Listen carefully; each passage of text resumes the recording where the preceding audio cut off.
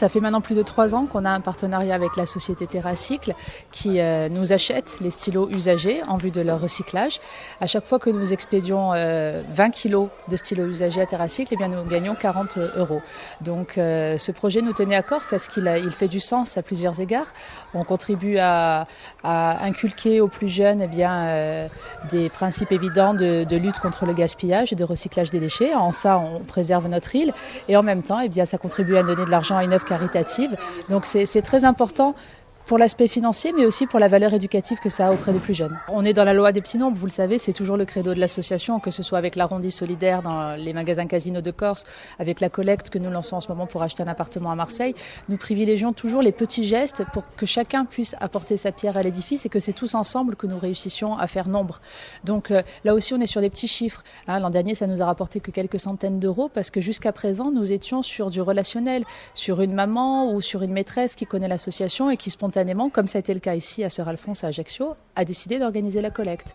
Le but aujourd'hui, grâce à la ville et grâce à l'académie, c'est de passer à une échelle supérieure, de généraliser ça à l'ensemble des établissements scolaires de l'île, en Haute-Corse et en Corse du Sud, école maternelle, école primaire, collège et lycée. Là, véritablement, ça nous permettra d'atteindre des chiffres bien plus importants. On connaît le travail qui est fait par Laetitia Descoings depuis des années dans le cadre de cette association. Moi, je la connais depuis longtemps. D'abord, on est de la même génération. Et lorsqu'elle est venue me voir la première fois, c'était quand j'étais conseiller général. Et on lui avait déjà donné un coup de main. Depuis, elle a fait beaucoup de choses. Et aujourd'hui, on parle beaucoup d'enfants malades dans cette action. Et notamment des coûts engendrés par les déplacements sur le continent. Donc, on n'est que sur du positif. C'est-à-dire qu'on est solidaire.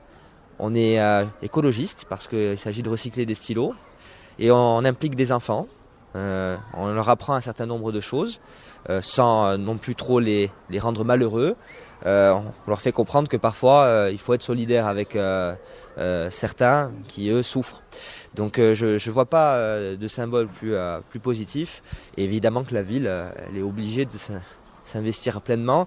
Les élus sont obligés de venir là parce que franchement, lorsqu'on voit ce que fait cette association depuis des années, c'est l'humilité après qui prédomine, à savoir que sans avoir forcément beaucoup de moyens quand on part, on arrive à faire beaucoup de choses. L'idée que nous avions, c'est de pouvoir donner du sens aux apprentissages, c'est-à-dire que sur les valeurs de solidarité, d'entraide, sur les valeurs du développement durable, c'est un moyen pour nous de montrer aux enfants qu'il y a des choses qui sont faisables, qui sont faciles à faire.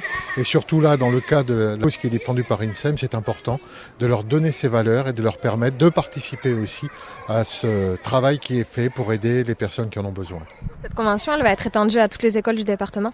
Alors cette convention va être étendue à toutes les écoles, tous les collèges, tous les lycées du département. Et suite à un échange que j'ai eu avec mon collègue de Haute-Corse, elle va être étendue aussi sur le département de Haute-Corse. C'est en fait l'académie entière de Corse qui se mobilise pour aider l'association INSEM.